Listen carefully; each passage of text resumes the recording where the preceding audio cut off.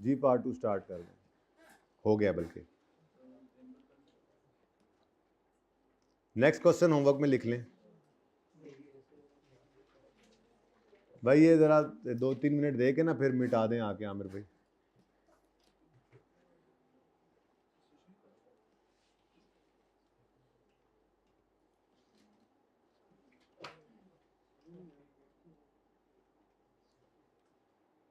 हाँ जी,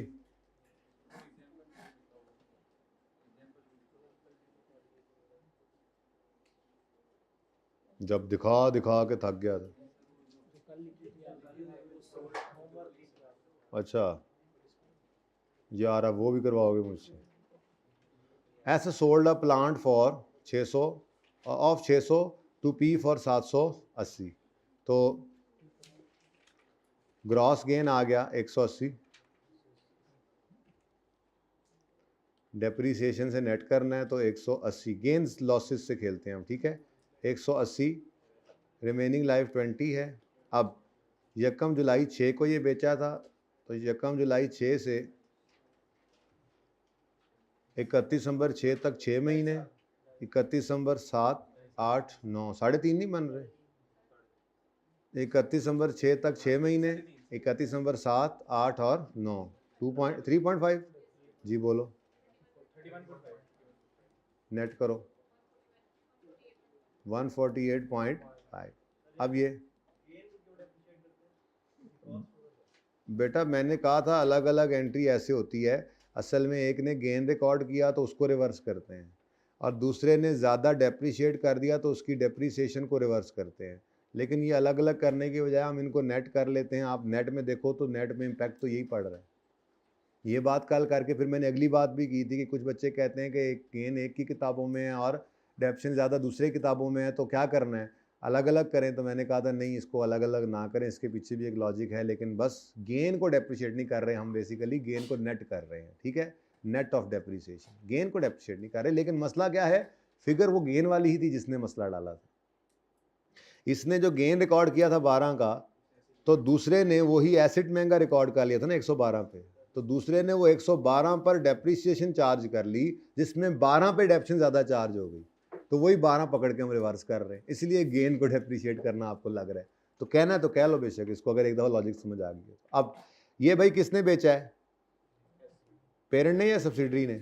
subsidiary to parent. अच्छा, तो पेरेंट ने नहीं, सब्सिडरी ने बेचा, तो SRE डेबिट, गेन को उल्टाना है ना।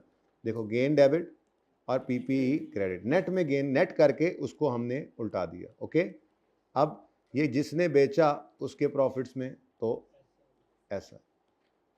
अब यहाँ पे वही मसला आ सकता है आपके दिमागों में कि गेन तो कमाया था S ने, वो 180 उसका रिवर्स करें, और डेप्रिसिएट ज़्यादा कर दिया होगा P ने, तो वो CRE में करें। तो उसको मैंने क्या कह दिया है कि अभी लॉजिक के बगैर बस ठीक है, इसको ऐसे ही चलाना है। अभी इसके पीछे लॉजिक क्या है वो फिर कभी बता दूंगा, फिलहाल ये पक्का तो कर लें, ठीक है। तो ये गेन दरअसल डेप्रिशिएट नहीं हो रहा, दरअसल कहानी ये चल रही है। एक ने गेन रिकॉर्ड किया है पूरा 12, वो रिवर्स करो। दूसरे ने वो गेन पर बेचा गया एसिड, इसने जब रिकॉर्ड किया 12 रुपये से ऊपर, तो 12 रुपये डेप्शन ज़्यादा चार्ज होगी, तो 12 रुपये वाली डेप्शन को रिवर्स कर रहे हैं, तो डेप्रिसिएशन रिवर्स हो रही है। लेकिन आपको लग रहा है गेन डेप्रिशिएट हो रहा है, लगता है तो लगता रहे, समझ आ गई है तो फिर अब लगने दो ताकि याद रह जाए। चलो ठीक है। अच्छा जी, ये जो एडजस्टमेंट अकाउंट है भाई, मिटा गए, मैंने लिखना था लेकिन मिटा गया आपके सवाल की वजह से, ठीक है। एडजस्टमेंट अकाउंट जो है, इसमें आपको शेयर कैपिटल, रिटेन्ड अर्निंग, और लेट्स से बस शेयर में छोड़ो, रीवन सरप्लस ऑफ लैंड नज़र आ रहा है। 70 रुपये, 30 रुपये, 10 रुपये। अच्छा, अब इधर देखो,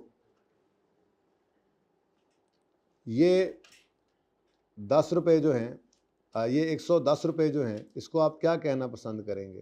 ये 10 रुपये क्या हैं, नेट एसेट्स हैं या इक्विटी है? ऐसा ही है, ये कह रहे हैं ना आप, ये इसको आप इक्विटी कहते हैं या इसको आप नेट एसेट्स भी कह सकते हैं। अब मेरे सवाल का भी आपने जवाब नहीं दिया।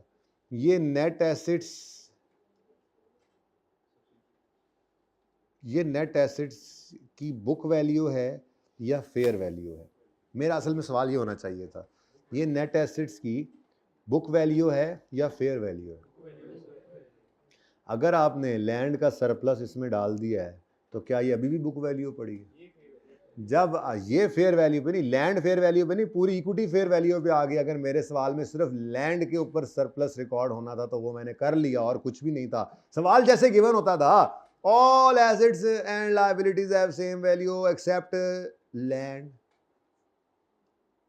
अब इसमें कह रहे हैं whose book value exceeds fair value by 10, तो हम कहते थे ठीक है ये 10 रुपए का surplus, sorry whose fair value exceeds book value by 10, तो 10 का गेन बुक कर लिया। अब ये जो 110 रुपए आए हैं, ये 110 रुपए ये fair value of net assets है, ये बुक वैल्यू नहीं है बच्चों, ये फेयर वैल्यू ऑफ, जी बेटा वो मैंने बात की थी माजरत के साथ, मैंने ये कहा था इक्विटी बराबर होती है एसेट्स माइनस लायबिलिटीज के, तो इक्विटी को एक तरह का नेट एसेट्स भी कहते हैं, ये एक ही बात है ना। तो शेयर कैपिटल में इक्विटी पड़ी होती है, ये नेट एसेट्स ही तो होते हैं इसके अगेंस्ट। जी बेटा शेयर कैपिटल तो फेयर वैल्यू पे नहीं है, इक्विटी फेयर वैल्यू पे है, नेट एसेट्स फेयर वैल्यू पे है। ये 10 रुपए मैंने शेयर कैपिटल में तो ऐड नहीं किए मेरे चांद, मैं इस डिब्बे को कह रहा हूं जिसको आज से पहले हम इसको, अगर मैं सिर्फ इसको डिब्बा लगाऊं तो इसको मैं कहूंगा ये book value of net assets है। ये क्या है जी? ये book value of net assets है, ओके। और अगर मैं इसमें सरप्लस भी ऐड कर दूं, लैंड के ऊपर जो सरप्लस आया वो सरप्लस मैंने ऐड कर दिया, ठीक है जी। ये लैंड का रीवैल्यूएशन सरप्लस जब इसमें ऐड हो गया तो ये अब मेरे नेट एसेट्स की जो बुक वैल्यू थी, अब ये मेरे नेट एसेट्स की बुक वैल्यू फेयर वैल्यू में कन्वर्ट हो गई है, ठीक है ना।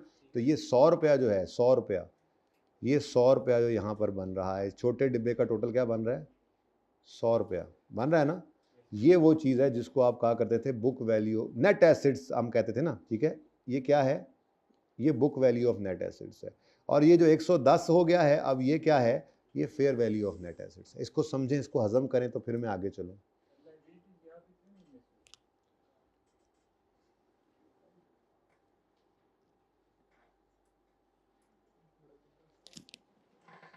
एसेट्स इक्वल होते हैं इक्विटी प्लस लायबिलिटीज के। मेरे पास सारे एसेट्स मिलाकर 100 रुपए के पड़े हैं, 70 रुपए इक्विटी में है, 30 रुपए लायबिलिटी में है। मैं कहता हूँ यार इसको रीअरेंज कर लो, मैंने ये बात बताई थी आपको और कई बार बताई थी। वैसे इक्विटी होगी, अगर मैं रीअरेंज करूँ तो इक्विटी एसेट्स माइनस लायबिलिटीज़ में, ठीक है। तो इक्विटी 70 रुपए की है, ये 100 माइनस 30 के बराबर ही होगी। तो मैंने कहा था इक्विटी को हम एक तरह का, इक्विटी को हम यूं भी कह सकते हैं कि इक्विटी जो है वो एक तरह के नेट एसेट्स होते हैं।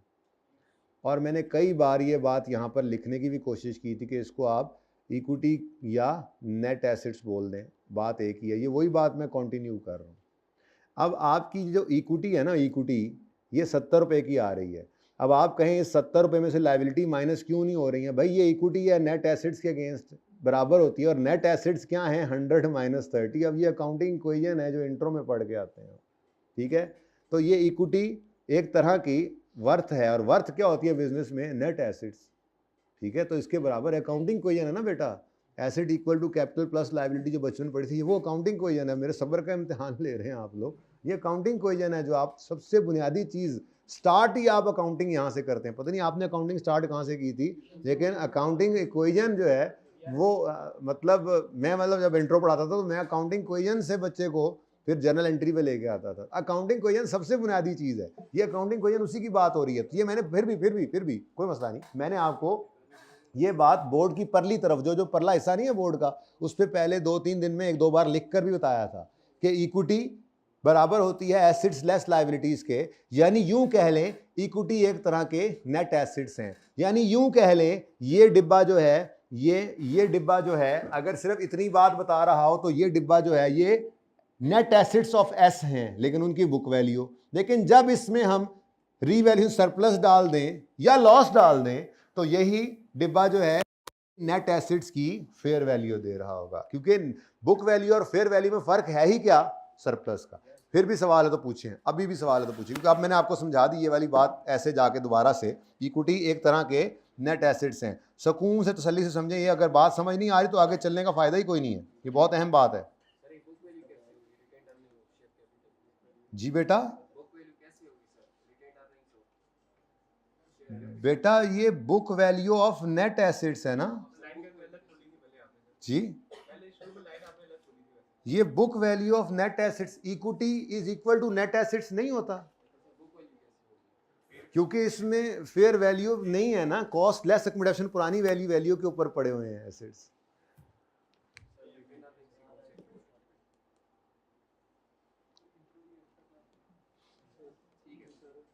नहीं, अब ठीक क्यों है, अब ठीक क्यों है, अब ठीक कैसे है?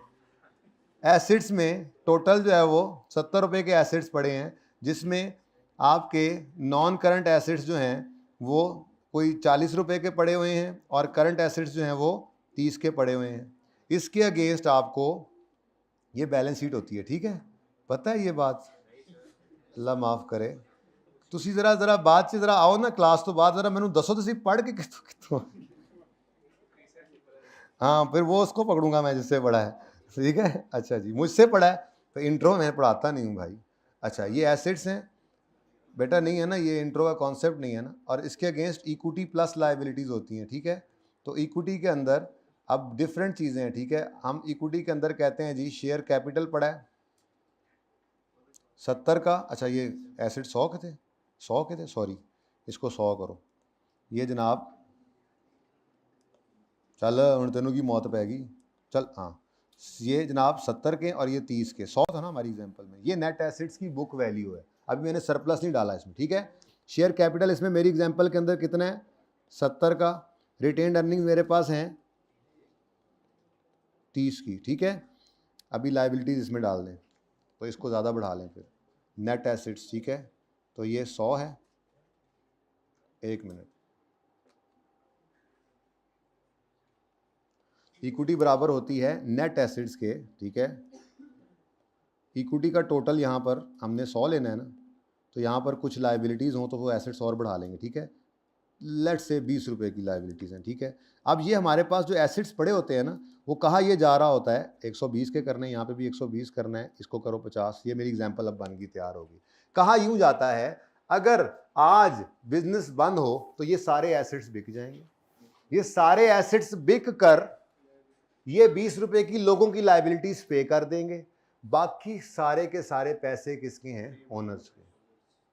अब इसमें कोई रिवैल्यूएशन नहीं है, ये पुरानी कॉस्ट के ऊपर ही पड़े हुए एसेट्स हैं, ठीक है।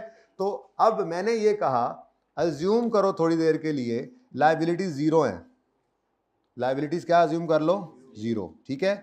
और यही हमारे एसेट्स हैं, थोड़ी देर के लिए लायबिलिटीज जीरो अज्यूम कर लो, ज़्यादा आसानी। वैसे तो इससे भी समझ आ रहा था एग्जाम्पल से, लेकिन मैं और सिंपल करना चाह रहा हूँ, ठीक है जी। हमारे पास करंट एसिड्स के अंदर, वैसे ये बात मुझे फंसाएगी, मैंने ज़िंदगी में कभी सोचा ही नहीं था FAR 2 की क्लास में। खैर एनीवेज, सुन लो कोई बात नहीं, खैर है, कोई बात नहीं, अभी भी मौका है, अभी भी ज़िंदगी बहुत ज़्यादा नुकसान नहीं हुआ, अभी भी मौका है जी। अब लायबिलिटीज नहीं है, लायबिलिटीज बिजनेस की है ही नहीं, 1 रुपया मेरी लायबिलिटी नहीं है, ठीक है। अगर आज मैं ये सारे एसिड्स बेचूं तो ये पैसे किसके हैं, मुझे मिलेंगे, अकाउंटेंट को, या तुम्हें मिलेंगे, अकाउंटिंग पढ़ने वाले छोटे अकाउंटेंट को, भाई ओनर्स के हैं। ये मतलब होता है इसका, equity is backed by assets, accounting equation, ठीक है ना, इक्विटी इज बैक्ड बाय। अब मैंने यही बात की थी कि अगर आप इक्विटी में से लायबिलिटीज, एसेट्स में से लायबिलिटीज को माइनस कर देते तो जो थोड़ी देर पहले बता रहा था, तो वो नेट एसेट्स कहलाएंगे, ठीक है। ये तो सबसे आसान केस होगा, ये बिल्कुल सिंपल है, इसमें हमारे बिजनेस में लायबिलिटी है ही नहीं, तो इसमें हम क्या कहेंगे, equity is equal to assets, equity is equal to assets. लेकिन ऐसा नहीं होता, अब हम लाए इसके अंदर लायबिलिटीज, हमारे बिजनेस में कुछ लायबिलिटीज भी हैं जिनको बिल शिल पड़े हुए थे, तो ये 120, ठीक है। और इसके अगेंस्ट डबल एंट्री सिस्टम है, लाजमी है कि दूसरी तरफ भी आपके पास एसेट उसके बराबर होंगे। अब हमने कहा अगर आप एसेट्स में से लायबिलिटीज माइनस कर दें तो ये कहलाते हैं नेट एसेट्स। ये 100 रुपए के नेट एसेट्स, ये 100 रुपए की इक्विटी के बराबर ही है, होना भी ऐसे ही है, ठीक है। तो ये लफ्ज मैंने आज से कुछ दिन पहले बोला था यहां पर कि ये जो डिब्बा है, ये डिब्बा ऐसे बोला था,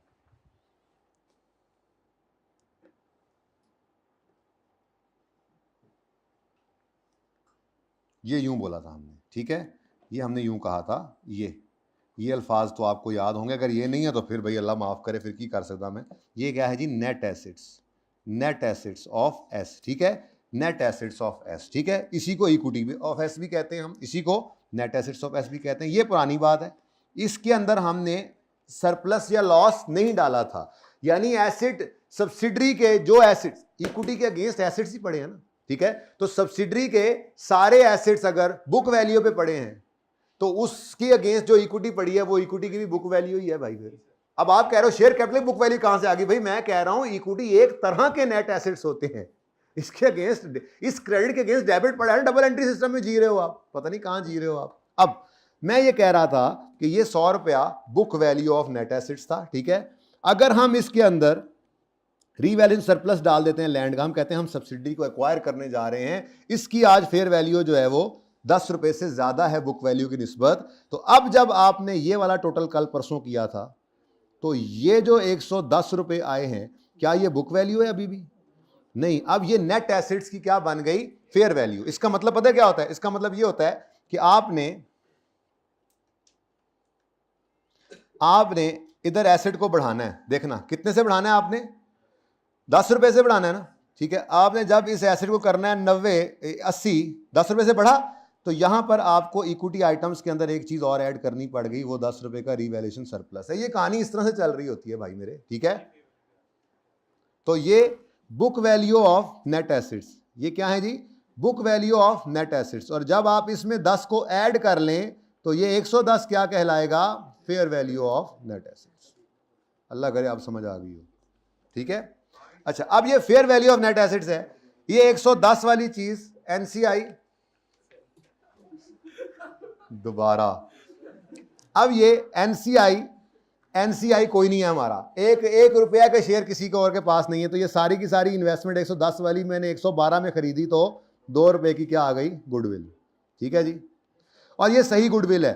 ये मैंने कहा था अगर हम इन एसेट्स को फेयर वैल्यू पर नहीं लाते तो ये 100 पे पड़ा होता, हम कहते 100 वाली चीज हमने 12 खरीदी तो 12 रुपए गुडविल में आ जाते, जो गलत था, ठीक है।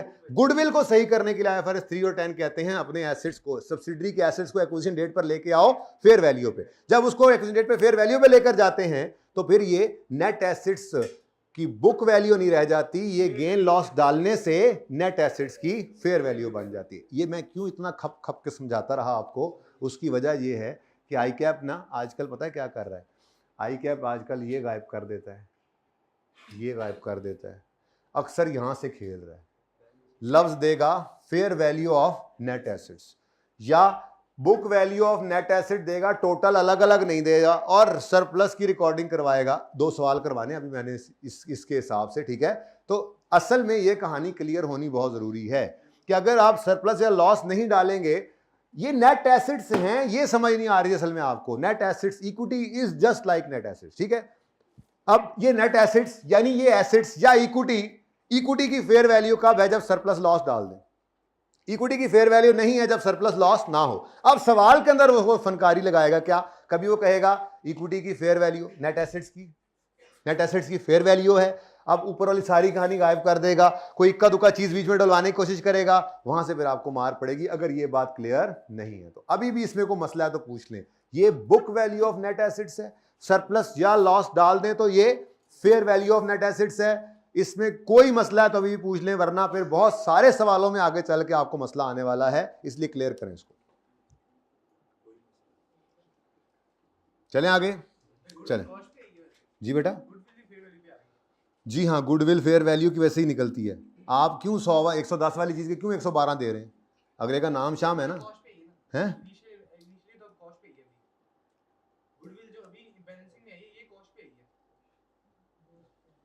अच्छा जी, चलें आगे चलें। नहीं, वॉल्यूम 1 अभी ला रहे हैं ना आप लोग, मैंने मना नहीं किया आपको कि आप, मैंने कहा था ना 2 दिन लाना है, अब मैं कह रहा हूं आपने अगले 2 हफ्ते लाना है, चाहे मैं 1 दिन पढ़ाऊं, सजा है आप लोगों की कल से, ओके। आज मैं गुजारा कर लेता हूं, भाई इधर बुलाओ असगर को, 2 हफ्ते आपने लेके आना है, चुप कर जाओ। क्या, वो मैं बता देता हूं, बता दूंगा, ओके। ज़रा आ जाएं आप IAS 38 में। भाई ज़रा असगर को बुलाएं जल्दी से। आमिर अभी तक आप निकल रहे हैं स्लोली, हद हो गई।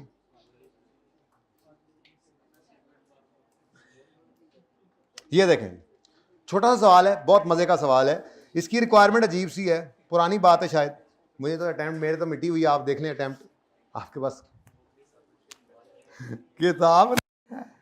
मैं वैसे ही अटेम्प्ट दिखा देता हूँ आपको। अच्छा अटेम्प्ट दफा करो, पुरानी बात है। आप ये देखो जी, ये मैंने बी रिक्वायरमेंट करानी है आपको। Okay, prepare ledger accounts. भाई ये सवाल IAS 38 में पेज नंबर 260 पे है।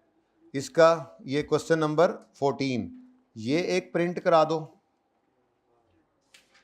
और फिलहाल एक और सवाल भी था, वो पता नहीं मैंगो के कौन सा, ऑरेंज कौन सा, याद है उसमें आया था, मैंने जुगाड़ लगा के करवा दिया था। मैंने कहा था कंसल्टेशन करेंगे तो वापस आएंगे। यार वो बता दो सवाल प्लीज। वो मैंगो लिमिटेड को एक्वायर किया था, और पता नहीं बताओगे? कितने जालिम हो आप लोग। अल्लाह करेगा मुझे मिल जाएगा, मेरा अल्लाह है ना। Apple limited. भाई इधर देखो, ये क्वेश्चन नंबर 5 से पर 8 है। एक तो ये कॉपी करा लो, 256 सफ़े पे है, ठीक है। और उसके बाद 5 से पर 14 है, 8 और 14, ये आप कॉपी करा के सबके लिए ले आए जल्दी से। चाहे कल भी लेके आना पड़े इनको, लेकिन यही इनके पास होने चाहिए। वॉल्यूम 2 में से, वॉल्यूम 1 से कोई भी होगा मैं कॉपी करा दूंगा, लेकिन आप लोगों ने 2 हफ्ते तक किताब लेके आनी है, सजा है आप लोग। अच्छा सुने, रिक्वायरमेंट क्या है? Prepare ledger accounts of goodwill and brand. वाह वाह, इंटेंजिबल्स के लेजर बनाने हैं। Showing initial recognition and all subsequent adjustments. अच्छा, ये हम कंसोलिडेशन के बाद क्यों पढ़ रहे हैं? Zoc Incorporation is a multinational company. As part of its vision to expand business in South Asia, it purchased majority shares in a locally incorporated। अच्छा, मोमिन लिमिटेड को खरीद लिया है इन्होंने, यानी कि यहां से आगे कंसोलिडेशन की कहानी चलेगी। आगे बढ़ो। डेट ऑफ एक्विजिशन है 1 जनवरी 2007। Percentage of shares acquired by Zoc 90%। पर total paid up capital of मोमिन कितना है जी? अच्छा, ये अब बहुत ही बड़ी बड़ी फिगर्स हैं, इसको मिलियंस में कर लें तो ये 500 मिलियन रुपए हैं। इसको डिवाइड करो 10 से तो 50 मिलियन शेयर्स बन गए। ऐसे ही है, मैंने कहा कहीं जरूरत पड़ ही जाते हैं। परचेज प्राइस पर शेयर, आज पहली बार ऐसा हुआ कि हम जो खरीदने गए, इन्वेस्टमेंट इन एस, यार इसको उठा दो, इसको खड़ा हो जाए। एजाज पता ही आपको किसकी बात कर रहा हूँ? हाँ, जो काफ़ी देर से है नहीं, इसके साथ वाला जो है, ये छोटा शैतान जो है, खड़ा कर दो इसको, खड़ा कर दो इसे। उधर पीछे चले जाओ, फिर उधर कॉस में फ़ोन यूज़ कर रहा था, साइड पे हो जाओ, कैमरे के आगे से हट जाओ। चलो, ये वही है CME क्लास में हाइब्रिड में मोबाइल यूज कर रहा था, मोबाइल। चलो इधर ही खड़े रहो, फिर बैठना नहीं है। अच्छा, साथ वाले को माफ किया है, पता नहीं क्यों। तुम्हारा ये डबल वाला मामला था ना, दूसरी क्लास में लगातार ऐसा हुआ। अच्छा जी, सॉरी वापस। परचेज प्राइस, वो जो गप्पे ऐसे ले करके मैं बताता हूँ अभी, तुम ठहरो, अभी क्या बताऊँ तुम्हें, छोड़ो तुम, मैंने जो देखा तुमने नहीं देखा, छोड़ो।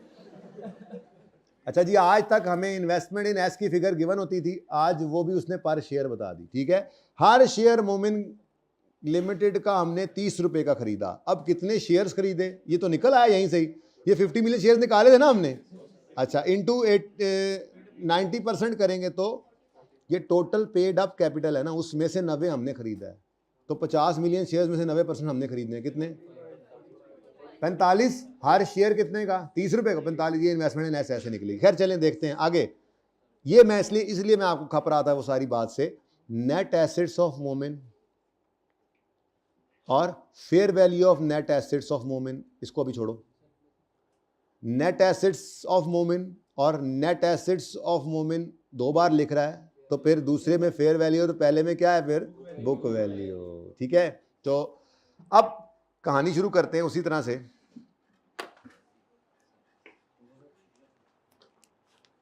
यहां पे मैं वर्किंग वन किया करता हूं, ऐसे क्या पता नहीं आगे बैलेंस शीट बनानी है क्या बनाना, तो बात की बात है, ठीक है। वर्किंग वन एडजस्टमेंट अकाउंट बनाते हैं,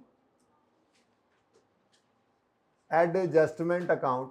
ये मुझे पता चल गया कि शेयर कैपिटल ऑफ एस कितना है, ₹500 है कि नहीं, ये पता है कि नहीं, ये 500 मिलियन, मिलियन में सवाल कर रहा हूं, ये 500 मिलियन, गॉट इट। अगली बात, इसमें से हमने 500 मिलियन में से हमने कितने खरीदे, अब 500 मिलियन डिवाइडेड बाय 10 किया है, 50 मिलियन आ गया। आज ये भी हम निकाल रहे हैं मुश्किल से बड़ी इन्वेस्टमेंट की फिगर कैसे निकलेगी जी, यूं हम लिखकर बताएंगे। 50 मिलियन शेयर्स है, 50 मिलियन शेयर्स हैं into 90% is equal to 45 million shares into ₹30 per share. तो ये आज आपने करके दिखाई फिगर, पहली बार ऐसा करना पड़ा, ऐसे ही है ना जी, 13, ठीक है। तो ये बात मुझे पता लगी थी, मैंने लिख ली, जहां लिखना था 500, फिर ₹30 को यूज करके इन्वेस्टमेंट निकाली। अब वो कहता है नेट एसेट्स ऑफ मोमिन as per 2006 audited financial statements. तो हमने ये किस दिन एक्वायर किया इसको, 1 जनवरी 7 को, तो इसका मतलब 31 दिसंबर 2000, यही वो फिगर्स हैं जो बैलेंस शीट में नजर आ रही थी, ठीक है। और इनकी फेयर वैल्यू तो नहीं होनी, वो तो एक्विजिशन के लिए हम फेयर वैल्यू पे लाते हैं। इसका मतलब ये 650 क्या है, ये हमारे इस मोमिन की फाइनेंशियल स्टेटमेंट्स में उसकी बुक वैल्यू नजर आ रही है। लेकिन आप मुझे एक बात बताओ, वही वाला सवाल जरा ओपन कर लें, वो जो अभी सिखा के आया हूँ जो सारा, उसमें फिर आपसे ऑप्शन ले लूँ ना। मुझे बताओ, अगर आपको सवाल के अंदर वो ये भी बता देता, यूं कहे कि book value of S equity is 10 and fair value is book value of S equity is 100 and fair value is 110, तो कहां से चलना पसंद करोगे? जब 110 दे रहा है तो 100 क्यों लेना, क्या ख्याल है? ऐसे ही है ना, तो 650 से चलना चाहेंगे या 1100 से, 100 से चलना चाहेंगे या 110 से? तो हमने वो डिब्बा ऐसे ही बना देना है, क्या करें, 500 लिखा है, नहीं गिवन रिटेन्ड अर्निंग, नहीं गिवन रीवैल्यूएशन सरप्लसेस, सिर्फ इतना पता है कि इस डिब्बे का जो टोटल होता था वो फेयर वैल्यू सरप्लस लॉसेस की एंट्रीज के बाद फेयर वैल्यू उसने टोटल बताई नेट एसेट्स की, तो fair value of net assets कितना आ गया जी, कितना, 1100। गॉट इट, ये समझ आई बात? ये इसलिए वो इतनी खपखपैया चल रहा था। आपको क्या लगा कि मैं इंट्रो पढ़ाने लग गया हूं? मेरी मजबूरी थी पढ़ाना, ये समझ ना आता तो मैं आगे लेकर नहीं चल सकता था आपको, वरना मारे जाते एक सवाल नहीं कई सवालों के अंदर। चलें खैर बहरहाल, अच्छा अब ये 1100 जो है ये fair value of net assets है, इस तरफ लिखता हूं जरा, ये fair value of net assets है। लेकिन इसमें एक मसला है, बहुत सारे एसेट्स को फेयर वैल्यू पर ले आए हैं ये, लेकिन fair value of net assets तो है, लेकिन इसमें इंटेंजिबल्स की fair value other than intangibles, तो कोई मसला नहीं बेटा, जो रह गया वो हम किस लिए, हम उसको फेयर वैल्यू पे ले आएंगे, जिसका रह गया उसको हम ले आएंगे, ठीक है। अब असगर को दोबारा बुलाना है जरा, आज सर से 10 मिनट मांगने। अच्छा जी, वो डिस्कशन नहीं करनी क्लास की एक्स्ट्रा की। अच्छा, fair value of net assets other, चुप fair value of net assets other than intangibles 1100 है, हमने लिख दी। अब जो फेयर वैल्यू पर नहीं है उनको फेयर वैल्यू पर हम ले आएंगे, कोई मसला नहीं है। आगे पढ़ो, Momen limited has an established line of product under the brand name of other. Has an established का मतलब इसका इंटरनली जनरेटेड ब्रांड है, ये कहना चाह रहा है, ठीक है ना। पर अगर वो यूं लिखता Momen limited has purchased a brand, तो वो परचेज होता, वो उसी किताबों में आता। लेकिन वो कह रहा है फेयर वैल्यू सारे एसेट्स की अदर देन इंटेंजिबल, तो इंटेंजिबल की डिटेल में क्या बता रहा है, मोमेन के पास एक है, has an established line of product under the brand name बदर। अब ये उसके पास है, परचेज नहीं किया, उसके पास है, तो इंटरनली जनरेटेड है, बुक वैल्यू इसकी क्या होनी है, 0। क्या बोला है, 10 मिनट, खुद से ही बोल दिया 10 मिनट। अच्छा सुन लिया होगा, अच्छा सुनो जी,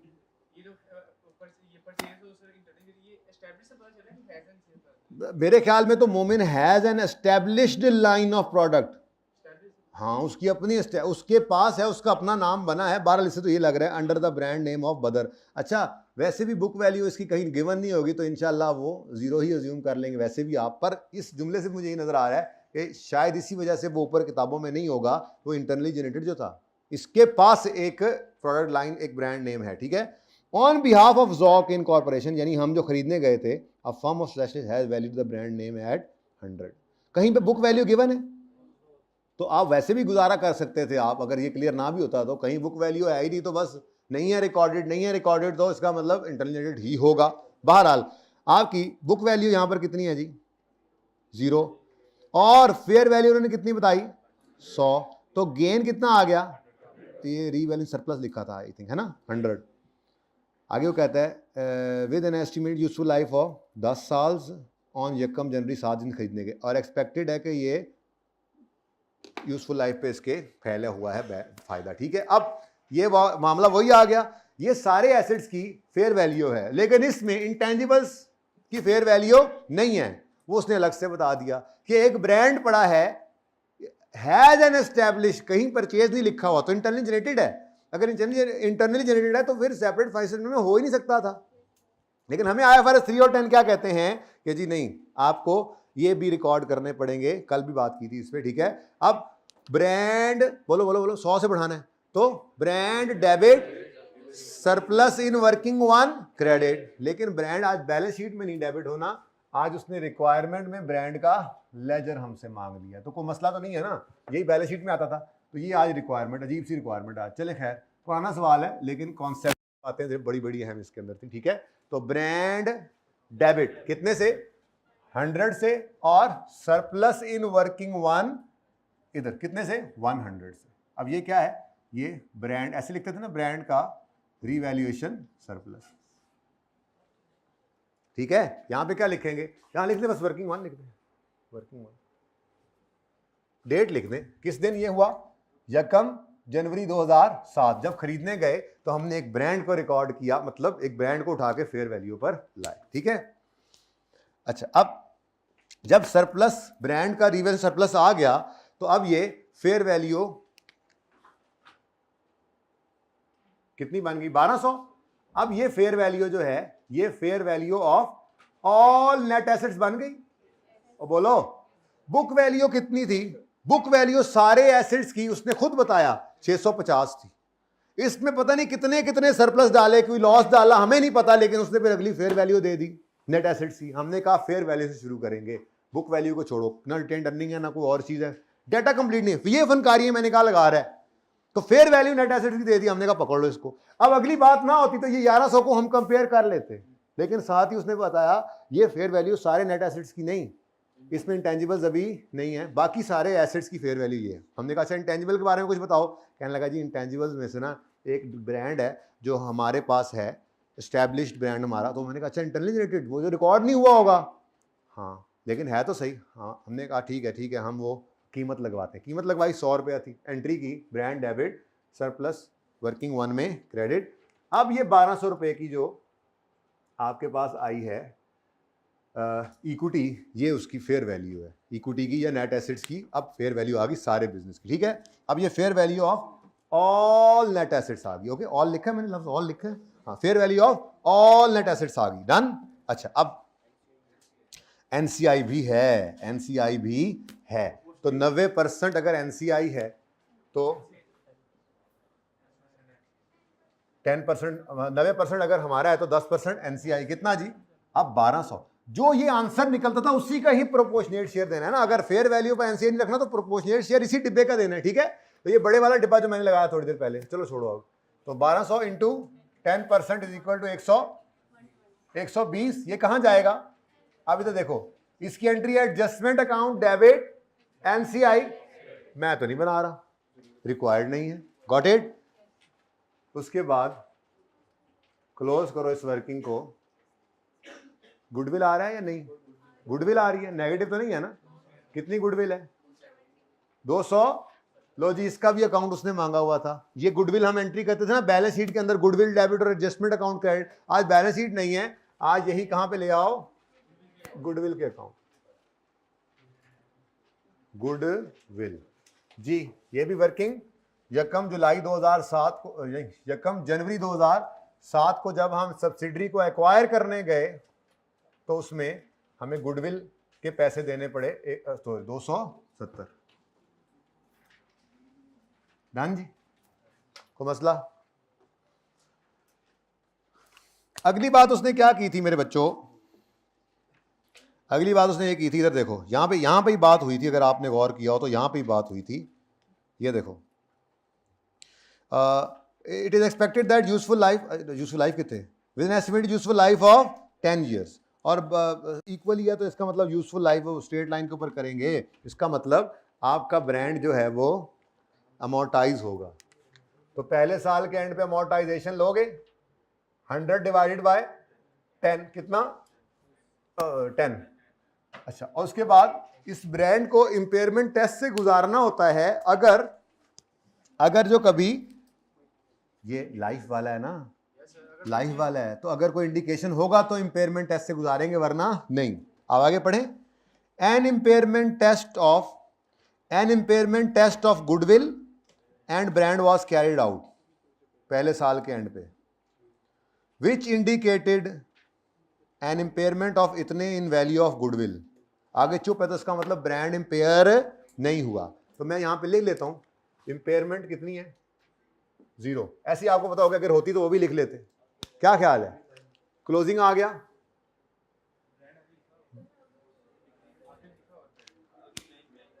बेटा वो 31 दिसंबर 8 है ना, मैं अभी 31 दिसंबर 7 पे खड़ा हूं ना, कुछ तो समझो, मैं फुल स्टॉप के बाद चला गया हूं तो कोई वजह तो होगी, ठीक है। 31 दिसंबर 7 पे इंपेयरमेंट टेस्ट जो हुआ है उसमें इंपेयरमेंट ऑफ गुडविल है, ठीक है, ब्रांड नहीं है। तो क्लोजिंग 31 दिसंबर 2007 पे क्लोजिंग 90 का आ गया।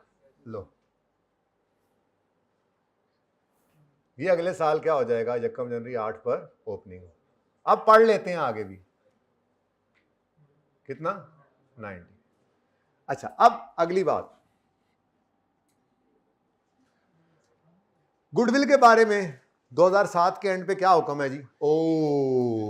गुडविल तो इंपेयर हो गई है दोस्तों 50 से, तो इंपेयरमेंट लॉस गुडविल का, इंपेयरमेंट लॉस डेबिट वो बनाना नहीं है हमने, CRE SRE, ये पार्शियल गुडविल है ना, पार्शियल गुडविल। तो अगर इसका इंपेयरमेंट लॉस है तो उसकी एंट्री होगी CRE डेबिट, ऐसे रिवाइज कर रहा हूं, CRE डेबिट और गुडविल क्रेडिट। लेकिन CRE का अकाउंट हमें रिक्वायर्ड नहीं था, इसलिए बस छोड़ो। कितनी इंपेयरमेंट है जी? 50 की। 31 दिसंबर 2007 पर गुडविल आपकी कितनी रह गई फिर? 220 की पड़ी हुई है। यकम जनवरी, ये अच्छा सवाल है, जरा गुडविल को भी समझा देता है थोड़ा सा, ठीक है। 220। अच्छा, अब 2008 वाला साल जो है ये भी चलता एक मिनट चलता एंड हुआ होगा। तो सबसे पहले तो अमोर्टाइजेशन हमने चार्ज की होगी, क्योंकि ये लाइफ, ये डेफिनेट लाइफ वाला है ना, तो इसने तो 10 ही है ना।